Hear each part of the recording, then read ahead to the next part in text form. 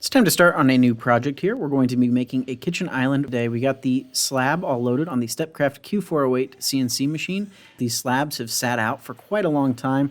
I've had them for about 7 years and have waited to use them on the right project, and this is definitely it. I paid $10 a piece for these slabs from a guy who goes and picks up down lumber and turns them into slabs, and they look absolutely beautiful.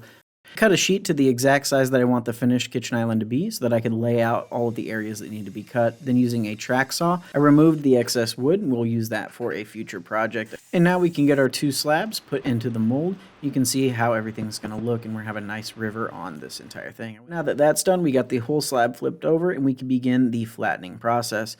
As I said, I over poured here because of all the cracks and all of the wormholes and everything that needed to get filled. But after the second pass, we're getting down to the wood. I put on a new pad and it buffed everything to a really nice matte finish, which I absolutely love. We live on a lake, so this is definitely going to be a really nice statement piece, fit the decor of our house and the decor of the area that we live.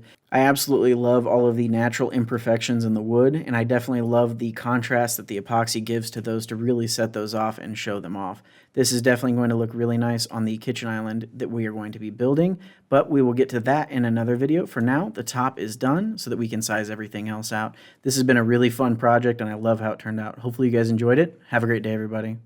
Thank you guys so much for watching. If you love this type of content, be sure to subscribe right over here and click right over here for more great videos.